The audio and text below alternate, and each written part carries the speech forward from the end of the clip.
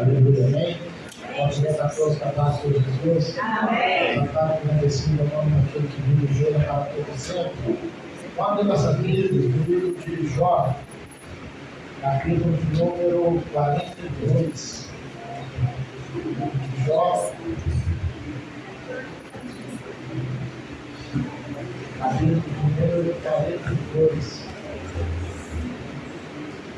Aleluia, Jesus. Glória a Jesus. Aleluia. 42.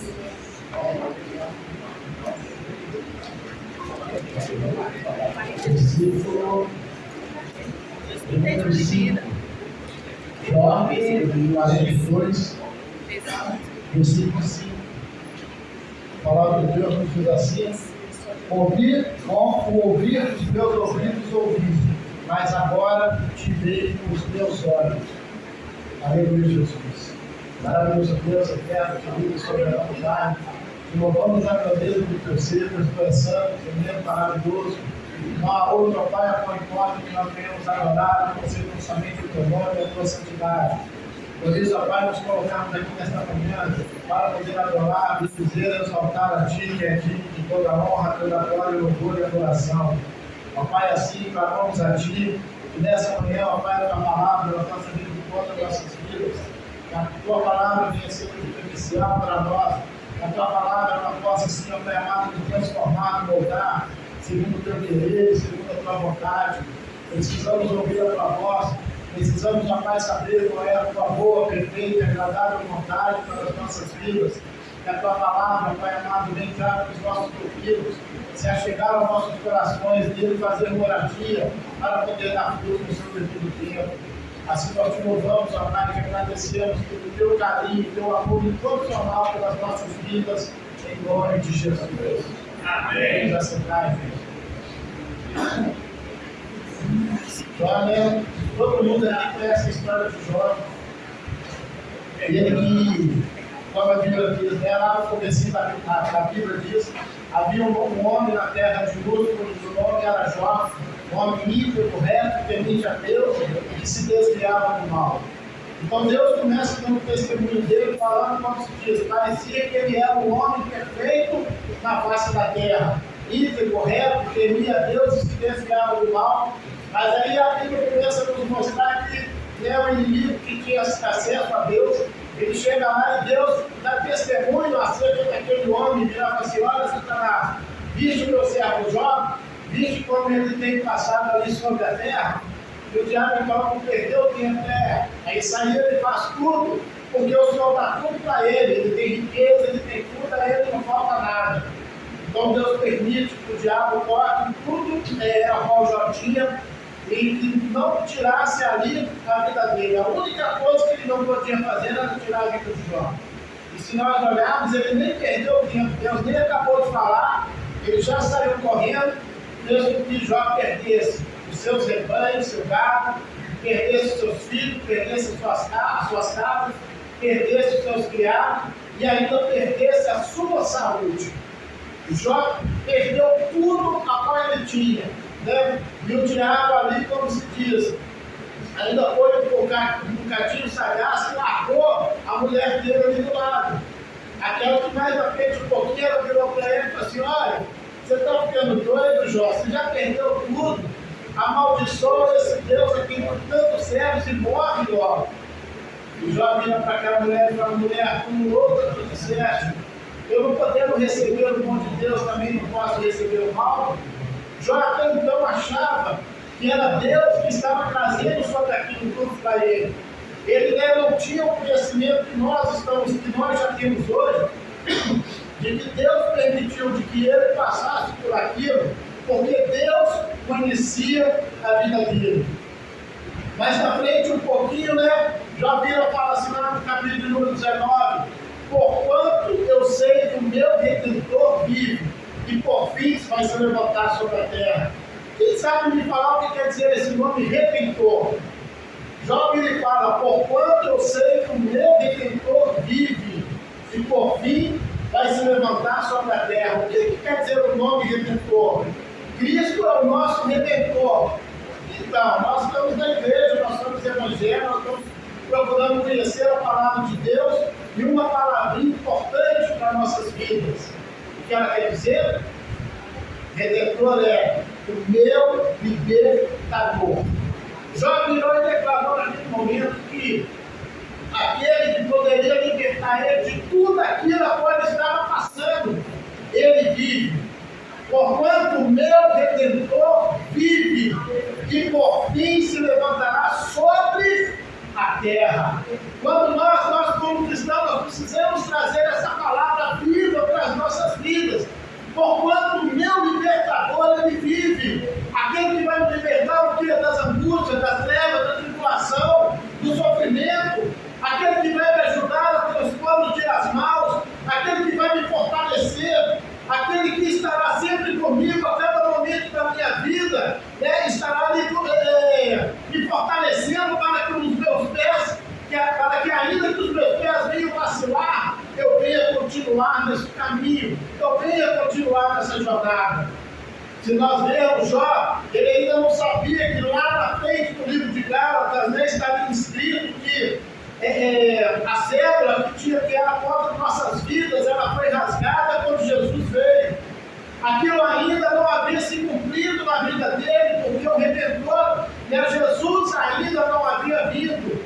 Ele não sabia, ele não teve o privilégio de que nós temos, de ter Jesus que se entregou ali na cruz do Calvário em prol das nossas vidas.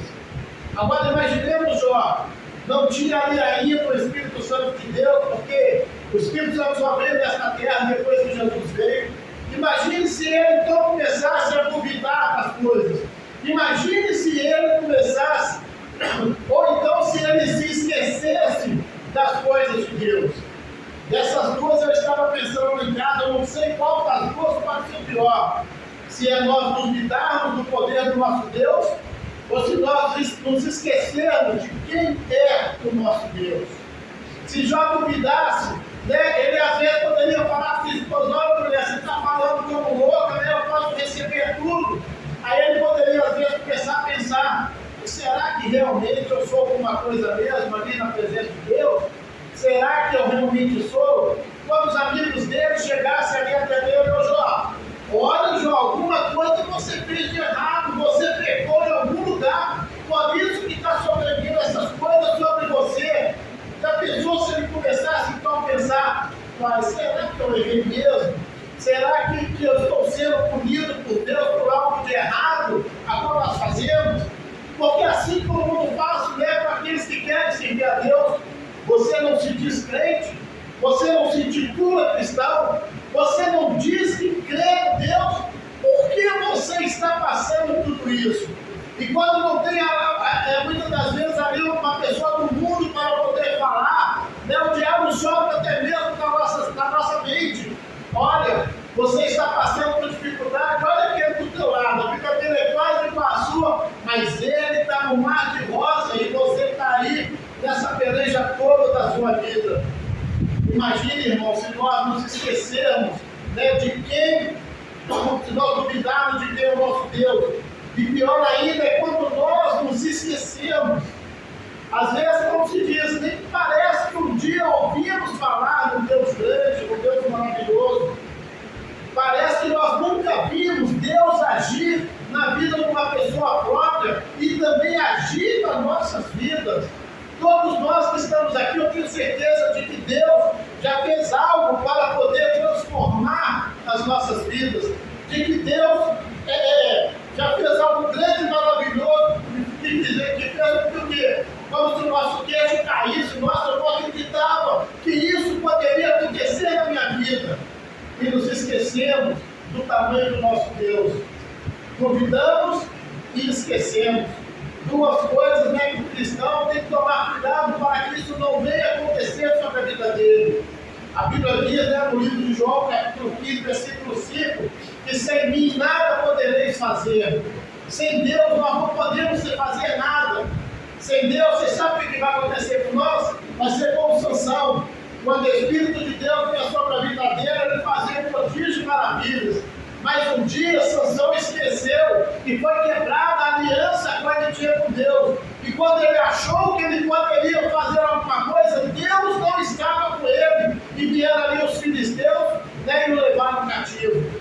E se nós formos olharmos, eu já disse isso aqui algumas vezes, na estratégia de guerra das pessoas antigas, ou você deixa o seu inimigo cego, ou você corta os dedão dele para que ele não possa empunhar uma espada. E com Sansão eles fizeram talvez aquilo que poderia ser pior, de furar os olhos, porque quando diz, toma, está aqui a espada, toma, está aqui a arma para você poder pelejar. E ele não tinha como pelejar, porque ele não conseguia enxergar aonde que estava o inimigo dele. Sem mim, nada podereis fazer. Ele achou ainda que Deus estava com ele, porque ele não havia percebido que a aliança havia sido quebrada no momento a qual seu cabelo foi raspado, porque a Bíblia diz que ele era nazireu de Deus desde o ventre da sua mãe. Nenhuma navalha passou sobre a sua cabeça. Aquele era ali o pacto dele para com Deus, era aquilo que mostrava que ele continuava firme com Deus, mas em certo momento aquilo foi tirado da vida dele.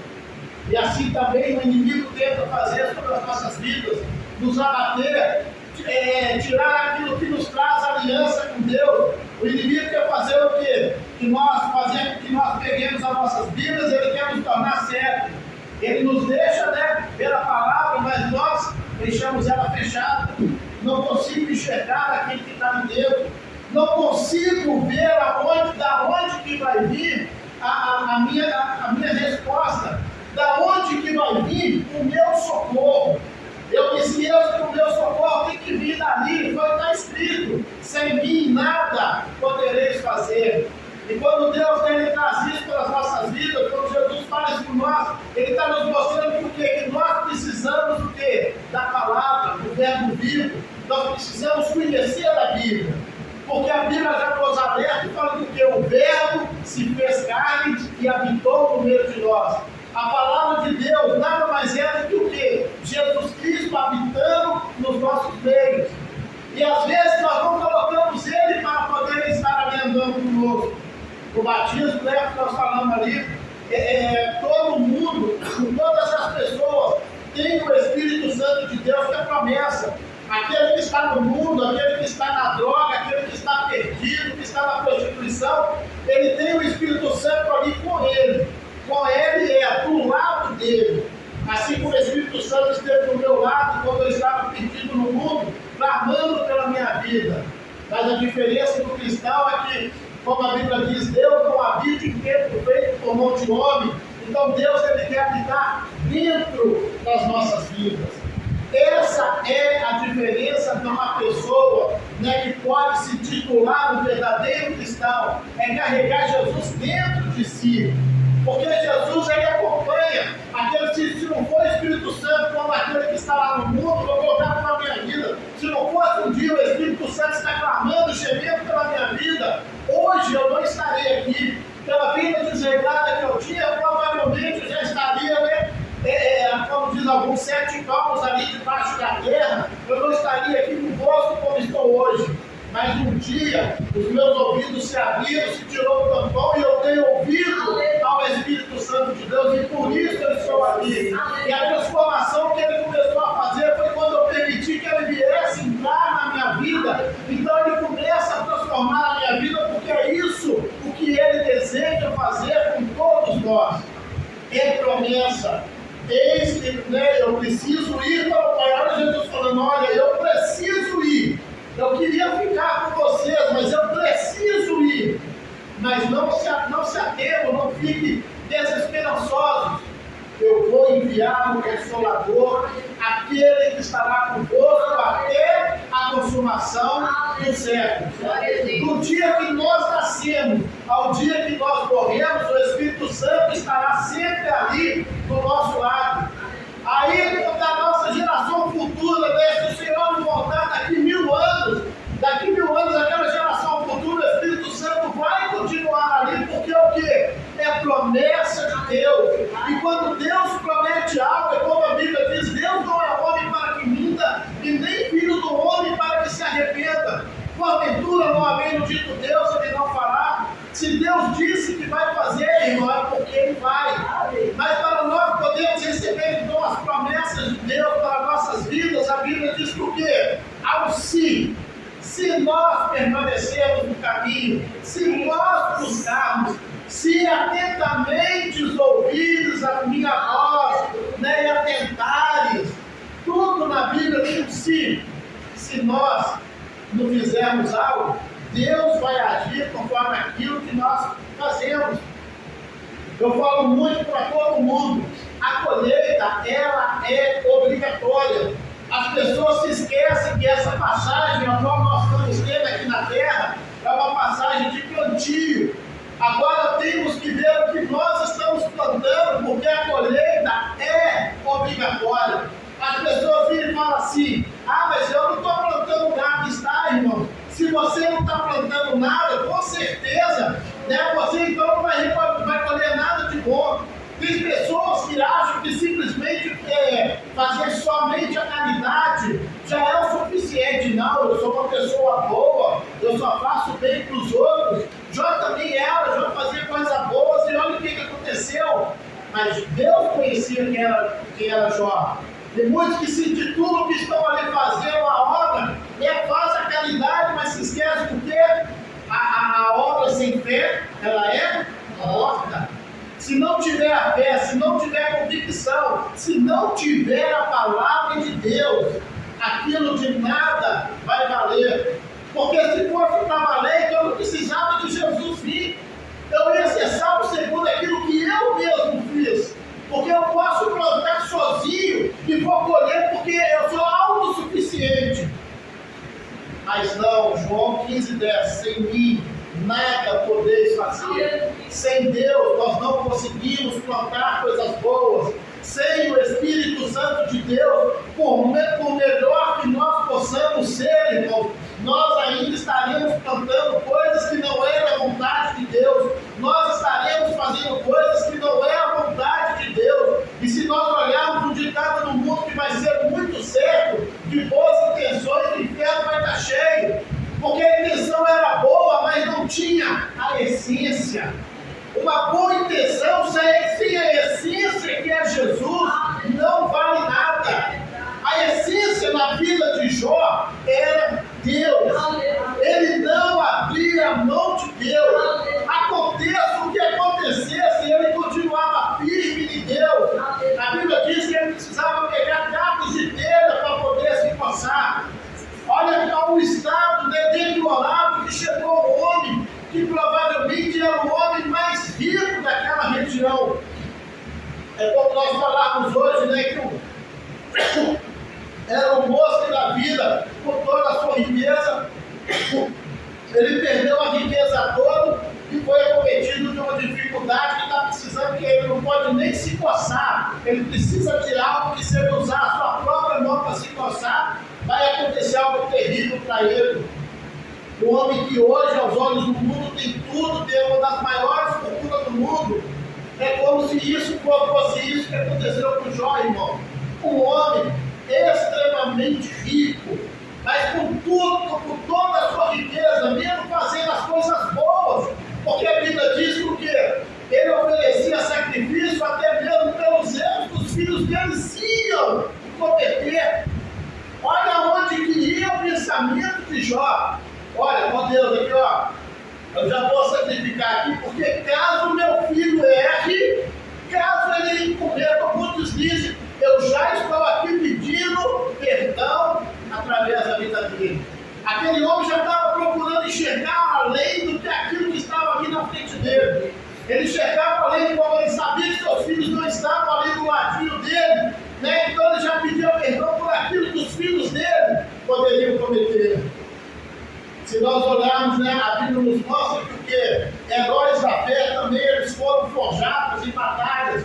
Heróis da fé foram forjados quando passaram por alguma coisa que fez com que eles pudessem crescer. O próprio Jó foi um deles. Se nós formos olharmos José do Egito, né, fazia tudo certo, tudo bonitinho. A Bíblia diz porque foi jogado no poço para morrer ali com seu irmão, foi vendido como escravo, foi caluniado porque falaram que ele fez algo, né, que ele não fez, queriam que ele fizesse, ele não fez, então caluniaram ele. lançaram ele na prisão e ele em tudo permaneceu firme. E a Bíblia nos mostra que quando chegou lá na frente, abaixo de Faraó, né, Jó só precisava responder a uma pessoa, que era Faraó. E abaixo de Faraó vinha então José e depois vinha o resto. Quando Deus começa a nos mostrar isso, Ele começa a nos mostrar que nós temos que aprender ali com José. Se nós permanecermos firmes, vai ser o que? Deus no céu, as nossas vidas, e depois vai vir o resto. Não importa quem são as outras pessoas, o que importa é aquilo que eu tenho para com Deus. Porque Deus era com José de maneira tal que usou ele para poder interpretar os sonhos ali. E aquilo foi o que Deus armou para poder reerguer o homem que foi esquecido lá no fundo, aonde todos achavam que de lá não sairia mais nada. Mas Deus moveu as coisas de maneira tal que aquele que estava no motor, Deus o levantou e colocou ali como Cristo.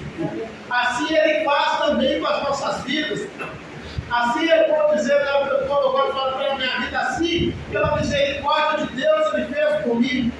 O que outrora estava perdido, hoje está aqui pela misericórdia de Deus, podendo anunciar as boas novas. Entende, irmãos? É aquilo que eu chamo de um privilégio de estar apregoando acerca das coisas de Deus, poder ser grato por tudo aquilo que Deus já realizou para a minha vida, ser grato pelas provações, ser grato por Ele ter mostrado a cada momento, né, o carinho, a qual Ele tem sobre a minha vida, e me mostrar que sempre a palavra dEle tem se cumprido na minha vida. Até quando eu fraquejo, Ele chega, como Ele chega, bate ali no meu ombro, olha, repara isso, olha que eu olho, está aqui tudo que Deus está fazendo pela minha vida. É assim que Deus age sobre as nossas vidas, irmãos. É preciso que nós venhamos nos embrenhar cada vez mais ali na palavra de Deus. A Bíblia diz que teve um rei, né, de Israel, que foi o melhor rei de todos. Qual rei foi? Quem? A Bíblia diz outro. Na Segunda Reis 18, Ezequias. A Bíblia diz que Ezequias foi o homem que se agarrou à palavra de Deus. E nunca houve antes dele um rei como ele, e nem depois haveria outro como ele. E olha que interessante como foi dito. Davi foi rei, homem segundo o coração de Deus. Davi está ali na galeria dos heróis da fé. E às vezes esquecemos de um rei, a qual o próprio Deus diz que foi o quê? O melhor rei que esteve ali. Porque o coração dele estava totalmente inclinado para as coisas de Deus. E nós precisamos então aprender, né, assim como Ezequias, a observar aquilo que Deus tem dado para as nossas vidas. Quando eu falo observar, irmãos, é verdadeiramente, como se diz, é examinar as Escrituras. Lá em casa hoje de manhã, a Beatriz falou assim, você uma vez comentou, às vezes nós lemos a palavra de Deus e não reparamos aquilo que Deus fala para as nossas vidas. Quando eu falo isso, vou dar um exemplo claro aqui para todos nós entendermos. Irmãos, me dá uma salva de palmas para o Senhor Jesus. Todos.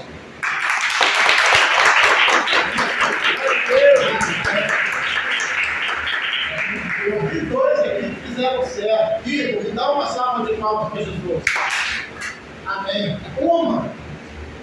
Eu não vou repetindo várias. Às vezes, irmãos, isso tem acontecido que nós que somos cristãos estamos lendo a palavra, ouvindo o Senhor falar, mas não estamos prestando atenção naquilo que Ele tem dito para as nossas vidas. E por não prestarmos verdadeiramente atenção naquilo que Deus tem falado conosco, nós temos perdido, né, a oportunidade de mais coisas maiores acontecer sobre as nossas vidas. A Bíblia diz, né, se nós formos olharmos, a Bíblia diz no livro de João, capítulo 14, versículo 12, nós louvamos aqui, ali é mesmo, aquele que crê em mim, obras maiores fará. Lemos a palavra de Deus, louvamos como nós louvamos, mas estamos prestando atenção naquilo que foi falado, naquilo até mesmo que os nossos lábios profetizou, né? Como foi dito lá no batismo, Deus não quer que nenhum aqui venha ser uma pessoa para poder falar assim como eu falo, porque como o Gleison fala, já tem ele. Deus quer levantar vocês o quê? Para vocês serem maior do que o que eu sou. Não que eu seja algo, né, de especial ou importante, mas às vezes a pessoa me fala, olha, ele está lá em cima, né, ele é um pastor, então ele está ali. Não, Deus também ele quer te capacitar para você fazer coisas maiores. E quando eu estava conversando lá em casa com Deus, ele trazia isso para a minha vida, de que se eu verdadeiramente amar Ele, eu vou fazer obras maiores do que o que o próprio Senhor Jesus fez. E às vezes a pessoa pode pensar assim, mas você está sendo arrogante querendo falar isso. Não, irmãos, é a palavra de Deus. Eu preciso estar embaçado na palavra de Deus. Se eu tiver alicerçado verdadeiramente com Deus, assim como Jó estava, com certeza eu vou fazer obras maiores que as obras de Jesus. E se nós formos olharmos, olha o que Jesus fez. Aonde ele passava, né, ele carregava a multidão para poder o quê? Ouvir ele falar. Aonde ele ia, as pessoas levavam os bolsos para o quê? Para que eles pudessem ser curados. Quando Jesus estava indo por um caminho e estivesse vindo ali, como se ele vindo ali um esquife, né, com um defunto, o que aconteceu? Aquele homem se levantou e reviveu, porque teve um encontro ali verdadeiro com Jesus. Agora você já parou para tentar imaginar se Jesus fosse, já fez tudo isso, irmão? Eu estava tentando imaginar o que eu posso fazer a mais do que o Senhor. O que eu posso fazer que vai ser maior do que isso, porque Ele me prometeu, é promessa de Deus, que eu posso fazer mais do que isso. E também é promessa de Deus que cada um de vocês podem fazer muito mais, né, do que vocês sonham, do que vocês pensam, do que às vezes vocês até mesmo almejam diante da presença de Deus. Como diz, né, a Bíblia que está escrito no nosso envelope de dízimo, né, aquilo que Deus quer colocar sobre as nossas vidas é o que? Boa medida, recalcada, sacudida e transbordante é o que? Vai ser tanto, irmão, que por mais que a gente tente segurar tudo, vai ser muito mais do que aquilo que nós precisamos, é muito mais do que aquilo, né, que cabe verdadeiramente dentro de nós, promessas de Deus para as nossas vidas. Mas nós precisamos então aprender, né, com as lições que Deus deixa para nós na palavra dele. Podemos aprender hoje como Jó: não quero saber o que vai acontecer. O que me importa é estar firme, firmado com Deus.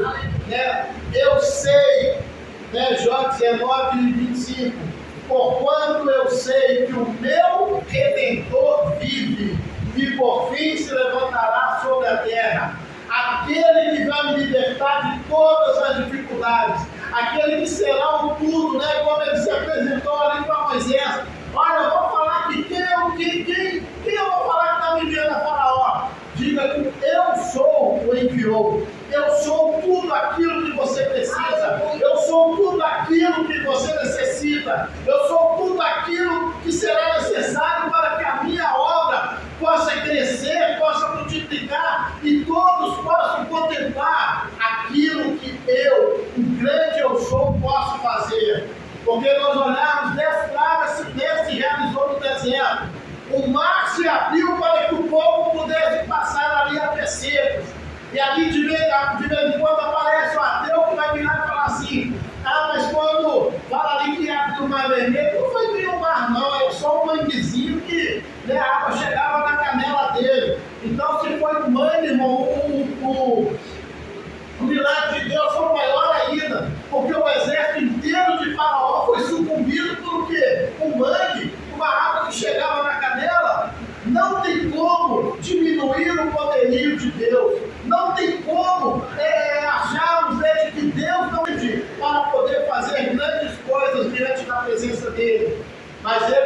chama para nós recebermos, ele fala que o quê? O que é que Jesus falou que não era para nós fazermos?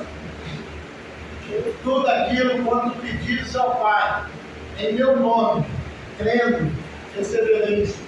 Você crê nisso? Você crê na palavra de Deus? Você crê, né, que aquilo que você já viu o homem de Deus fazendo, os heróis da fé fazendo, você crê que você pode fazer muito mais do que isso? Se você crê, irmão, se coloque de pé. Se você verdadeiramente crê, comece agora a falar com o Pai. Comece a entrar diante da presença dEle. Como foi falado aqui durante o louvor, Deus já sabe de tudo, mas Ele está esperando que nós venhamos falar, né? Com a boca se fala, com o coração se crê, com a boca se fala, para poder mostrar que nós estamos verdadeiramente desejando isso para as nossas vidas. Comece a falar com Deus. Cada um tem um propósito, cada um tem uma maneira de falar com Deus, e muitas das vezes ficamos esperando que alguém venha orar pelas nossas vidas. Ah, irmão, eu não sei orar, eu também não sei, irmão. Se não for o Espírito Santo de Deus, eu não consigo fazer nada. E a Bíblia me mostra que o que o Senhor fala é que eu tenho que chegar diante da presença dEle com sinceridade de coração.